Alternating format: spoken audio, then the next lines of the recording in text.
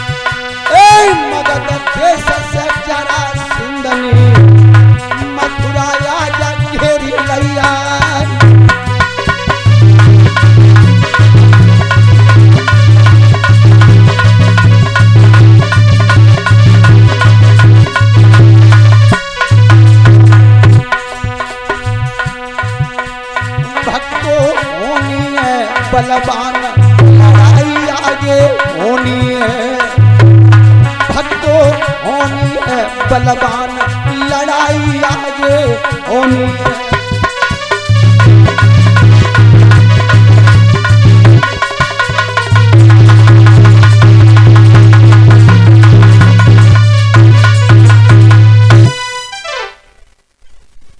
अब जब जरासंध ने मथुरा को चारों तरफ से घेर लिया, भगवान कन्हैया कहने लगे दाऊ भैया गजब हो गया।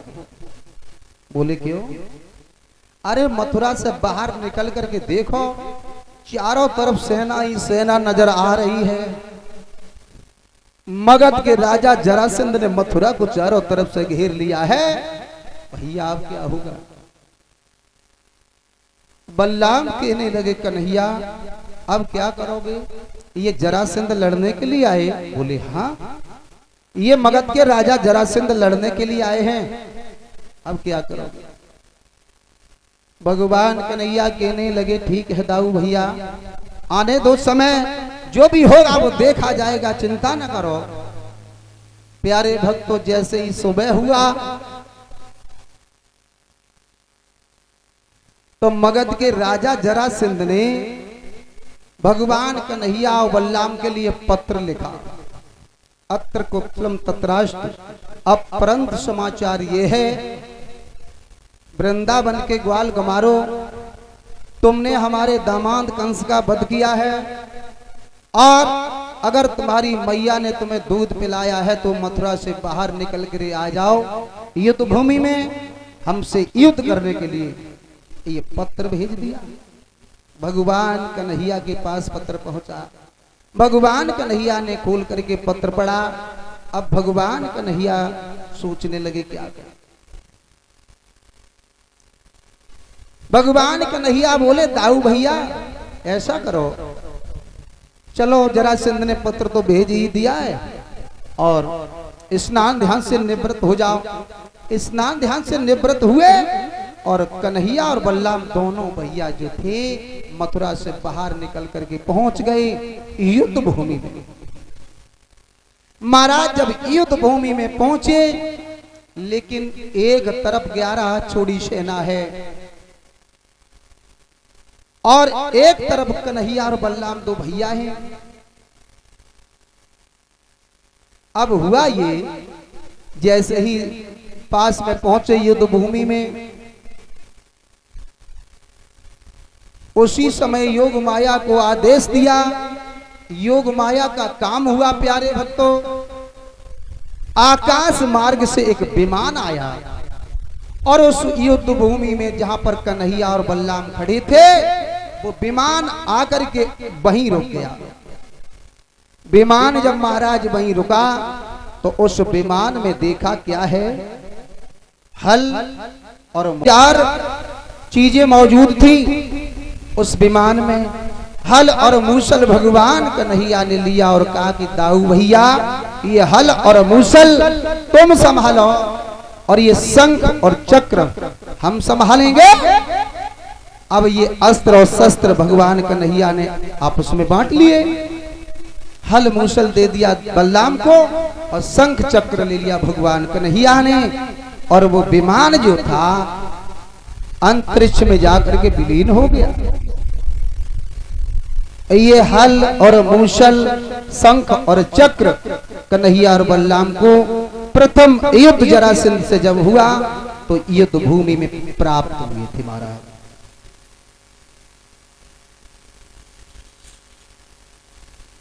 कथा सुनने के लिए आए हो तो एक एक बात कैच करो और गांठी में बांधो महाराज, ध्यान रखियो।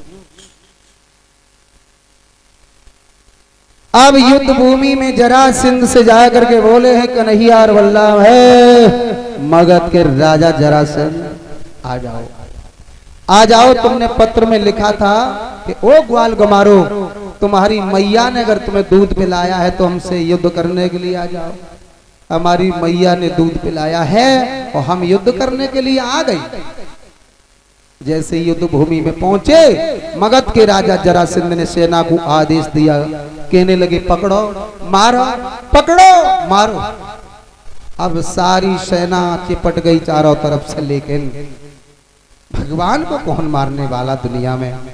हुआ ये कि भगवान कन्हैया एक तरफ हो गए, दाऊ भैया एक तरफ हो गए। उधर तो सेना पे एक तरफ हल और मूसल की बौछार हो रही है और एक तरफ इधर चल रहा है चक्र। चक्र चल रहा है महाराज, शीश कट कट करके जमीन पे गिर रहे हैं। पल भर में महाराज 11 छोड़ी सेना समाप्त हो गई। युद्ध भूमि में 11 छोड़ी सेना समाप्त हो गई। अब जरासंध अकेले बचे। पास में पहुंचे कन्हैया बलराम, कहने लगे बताओ क्या करें। अब हुआ ये, बलराम कहने लगे कन्हैया ऐसा करो, ऐसे क्यों छोड़ रहे, इसे वही मार दो। भगवान कन्हैया बोले नहीं दाऊ भैया, ये इतना कमीना है, इसकी आंख में सुअर का बाल है, ये एक बार नहीं इस मथुरा पर 17 बार चढ़ाई करेगा। इसलिए ऐसा करो दाऊ भैया, ये पता नहीं जितने भी राक्षस हैं, और हम तुमको तो सब राक्षसों का वध करना ही है, लेकिन अच्छा है जो ले करके यही हमारे तुम्हारे पास हमें आएगा, 17 बार चढ़ाई करेगा। महाराज वही हुआ। एक बार नहीं, मगध के राजा जरासंध ने मथुरा पे 17 बार चढ़ाई की और 17 बार भगवान कन्हैया ने बलराम ने सारी सेना का संहार किया, परास्त किया। 17 बार परास्त हो गए। अब बलराम कहने लगे कन्हैया अब तो 17 बार हो गए, अब इसे खत्म कर दो। भगवान कन्हैया बोले दाऊ भैया तुम्हें मालूम नहीं, इसे द्वापर में जब कौरव पांडवों के बीच में युद्ध होगा, घमासान युद्ध होगा भाइयों भाइयों में, तब ये कौरवों की तरफ से आएगा इसे पवन पुत्र भीम के हाथों से मरवाएंगे। बोले ठीक है। हुआ ये 17 बार परास्त हो करके अब ये मगध का राजा जरासंध निराश होकर के मगध में बैठ गया आराम से।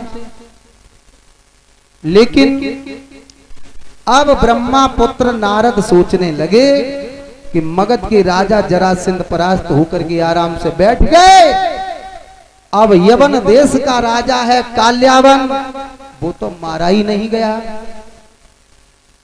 अब देव ऋषि नारद ने बीड़ा उठाया हाथ में और यवन देश में पहुंचे काल्यावन के पास। श्रीमन नारायण करते हुए पहुंचे। महाराज जब पहुंच गए हैं, काल्यावन से जाकर के कहा, मुकेश, काल्यावन से जाकर के कहा, काल्यावन तुम यहाँ हवा खा रहे हो, आराम से मस्ती में बैठे हो, तुम्हें कुछ मालूम है? कहने लगे मुझे कुछ नहीं मालूम है। तुम्हें मालूम नहीं है वृंदावन से कन्हैया और बलराम ने आकर मथुरा में मामा कंस को मार दिया, और जब मगध के राजा जरासंध कन्हैया बलराम से युद्ध करने के लिए गए तो मगध के राजा जरासंध 17 बार परास्त हो गए। 17 बार उन्होंने हरा दिया है। जो भी सेना लेकर के गए सारी सेना का संहार कर दिया है। काल्यावन शायद हो सकता है कहीं तुम्हारे साथ भी धोखा हो जाए, इसलिए तुम चलो। तुमने वरदान प्राप्त किया है कि तुम्हारे सामने कोई भी यदुवंशी लड़ नहीं पाएगा। तुम चलो जल्दी, और कन्हैया बलराम को मार दो तो तुम्हारा भी कंटक हो जाएगा। हुआ ये, जैसे ये बात सुनी है तो काल्यावन के दिमाग में झटका लगा कि जब मथुरा के राजा कंस का वध कर दिया और मगध के राजा जरासंध को 17 बार परास्त कर दिया, इसका मतलब कोई साधारण नहीं है। और कहीं शायद है देव ऋषि नारद का कहना सच हो जाए, मेरे साथ धोखा हो सकता है। उसी समय काल्यावन ने भगवत प्रेमियों 18 अछोड़ी सेना तैयार की। 18 अछोड़ी, एक अछोड़ी 2,18,700 का।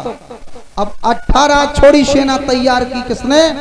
काल्यावन ने। और सेना को लेकर के मगध देश में आए हैं जरासंध के पास और कहा कि चलो अब हम देखेंगे और कन्हैया और बलराम को कि देखें कितने भी बड़े बलशाली हैं, कितने बड़े बलशाली हैं। तुमको 17 बार परास्त कर दिया, अब हम चलते हैं। आज भगवत प्रेमियों यवन देश के राजा काल्यावन और साथ में मगध के राजा जरासंध चले हैं 18 अछोड़ी सेना को लेकर।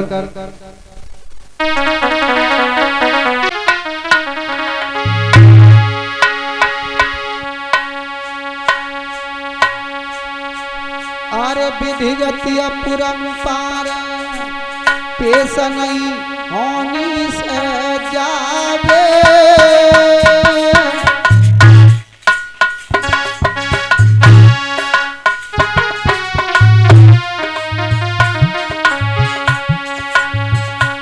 अरे विधिगति अपरंपार पेश नहीं होनी से जावे।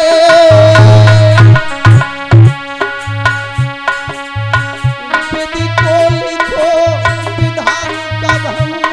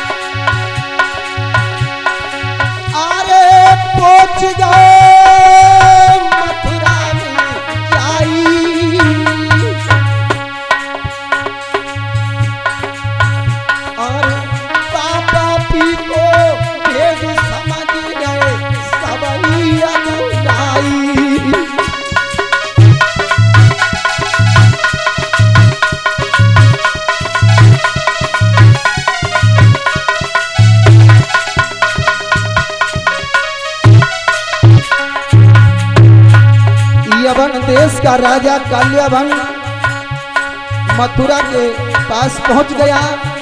मथुरा के चारों तरफ अपनी सेना को लगा दिया।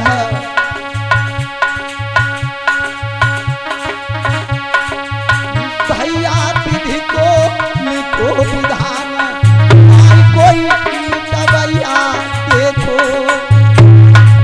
भक्तों विधि को लिखो विधान, नहीं कोई भैया देखो।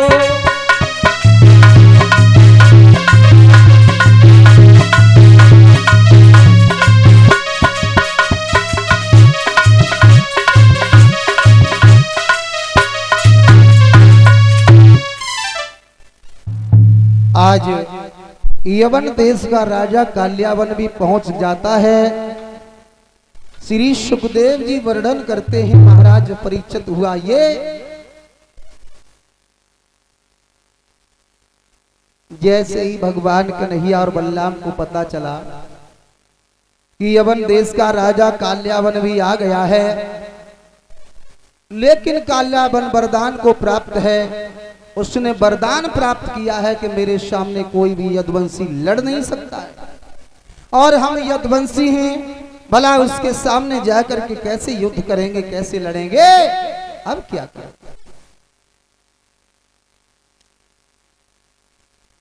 काल्यावन ने अवगत कराया है कन्हैया और बलराम को कि वृंदावन के ग्वाल को मारो, तुम युद्ध भूमि में आ जाओ, हम तुमसे युद्ध करने आए हैं। अब प्यारे भक्तों कन्हैया और बलराम युद्ध भूमि में पहुंच गए, लेकिन बलराम ये कहने लगे, कन्हैया अब ये नहीं समझ में आ रहा है, काल्यावन को वरदान प्राप्त है, इसके सामने भला हम और तुम कैसे लड़ोगे, कैसे युद्ध करोगे, क्योंकि हम और तुम यदुवंशी हो, और इसने वरदान प्राप्त किया है कि मेरे सामने कोई यदुवंशी लड़ न सके। तो भगवान कन्हैया बोले, दाऊ भैया ये तो बात हम भी जानते हैं कि उसके सामने हम लड़ नहीं पाएंगे, लेकिन अब कोई छल या बल करना ही पड़ेगा, किसी भी तरीके से पापी का वध करना ही होगा। उसी समय हुआ ये तो भूमि में तो पहुंच गए कन्हैया और बलराम, लेकिन जैसे ही जाकर के ताल ठोंकी, काल्यावन ने कहा इसे पकड़ लो, ग्वाल गमारों को पकड़ लो। जैसे ही आगे बढ़कर के काल्यावन दौड़ा, तो भगवान कन्हैया और बलराम दोनों भैया रण छोड़ करके भागने लगे। महाराज भागने लगे, क्यों? कि उसके सामने उसने वरदान प्राप्त किया है, उससे लड़ तो सकते नहीं है। अब भागने लगे हैं, तो आगे आगे कन्हैया और बलराम जा रहे हैं, और पीछे से वो काल्यावन जा रहा है। हुआ ये, भागते गए, यमुना के किनारे एक गौतम गुफा थी। भक्तों, गौतम गुफा का नाम था गौतम गुफा, यमुना के किनारे थी। और भगवान कन्हैया और बलराम ने जाकर के सोचा कि इस गुफा में मानधाता के पुत्र मुचकुंद सो रहे हैं। आप लोगों ने नाम तो सुना ही होगा मानधाता का। मानधाता के पुत्र मुचकुंद जो थे उस गुफा में सो रहे थे। हुआ ये, उस गुफा में भगवान कन्हैया बलराम दोनों भैया जैसे ही घुसे, तो भगवान कन्हैया ने अपना पीतांबर जो था महाराज वो मुचकुंद के ऊपर डाल दिया। अब मुचकुंद सो क्यों रहे थे? एक बार दैत्यों में और देवताओं में युद्ध चल रहा था महाराज। तो दैत्य जो थे देवताओं को हरा देते थे। जब देवताओं को हरा देते थे तो देवराज इंद्र ने कहा मानधाता के पुत्र मुचकुंद से, कहा कि भैया ऐसा करो, दैत्यों में और देवताओं में युद्ध चलता है और हम लोग हार जाते हैं, दैत्यों से मेरी पेश नहीं जाती है, तो भैया ऐसा करो तुम चल करके अगर मेरी मदद कर दो तो हम दैत्यों से विजय पा जाएंगे, दैत्यों से हम विजय पा जाएंगे, तुम मेरी मदद कर दो। मानधाता के पुत्र मुचकुंद ने कहा चलो देवराज इंद्र। देवराज इंद्र के कहने पर मुचकुंद ने देवताओं का साथ जब निभाया है तो प्यारे भक्तों उस युद्ध में दैत्य जो थे हार जाते हैं, देवता लोग जीत जाते हैं। उसी समय देवराज इंद्र जो थे कहने लगे, मुचकुंद हम तुम्हारी शक्ति पर बड़ा ही प्रसन्न हूं, जो इस युद्ध में हमें विजय श्री मिली, तुमने मेरी मदद की है। ऐसा करो तुम हमसे वरदान मांग लो, वरदान मांग लो।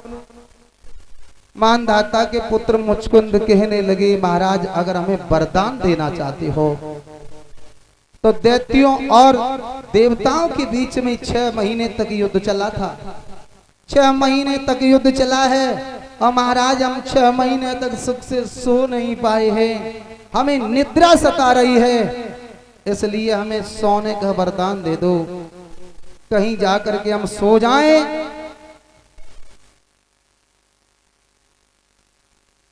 ये वरदान दे दो, लेकिन शर्त ये होगी महाराज, जो मेरी निद्रा को तोड़वा देगा वो जल करके राख हो जाएगा। देवराज इंद्र ने कहा, जाओ मुचकुंद मैं तुम्हें वरदान देता हूं 6 महीने के लिए, जहां भी तुम्हारी इच्छा हो वहां पर जाकर के सो जाना, और जो तुम्हारी निद्रा को तोड़वाएगा वो जल करके राख हो जाएगा। श्री सुखदेव जी बोले, राजन परीक्षित हुआ ये देवराज इंद्र से वरदान प्राप्त करके उस गौतम गुफा में महाराज सो रहे थे। जब सो रहे थे तो भगवान कन्हैया ने वो पीतांबर जो था चुपचाप डाल दिया ऊपर से, और उसी गुफा में कोने में जाकर के दोनों भैया छुप जाते हैं। और जब छुप गए, लेकिन कालियाबन ने देख लिया है कि सामने इस गुफा में घुस गए, और कालियाबन ने पीछा नहीं छोड़ा। महाराज हुआ ये, जैसे ही उस गुफा में प्रवेश हुआ तो उसके दिमाग में झटका लगा कि ये कन्हैया यहाँ आकर के लेट गया। कन्हैया को समझा उसने, क्योंकि पीतांबर कन्हैया का था। उसने सोचा कि ये कन्हैया यहाँ आकर के लेट गया, डर की वजह से आगे बढ़ करके उस कालियाबन ने हुआ ये, मुचकुंद में लात मार दी। महाराज जैसे ही लात मारी, मुचकुंद की निद्रा जो थी महाराज खुल गई। जब निद्रा खुल गई हुआ ये, आंखों से वो गर्म ज्वाला निकली, लाल लाल ज्वाला निकली, जो एकदम कालियाबन के शरीर में, हृदय में लिपायमान हो गई। कालियाबन के शरीर में जब लिपायमान हो गई, कालियाबन जल करके वहीं राख हो गया। बोलिए गोविंद भगवान की।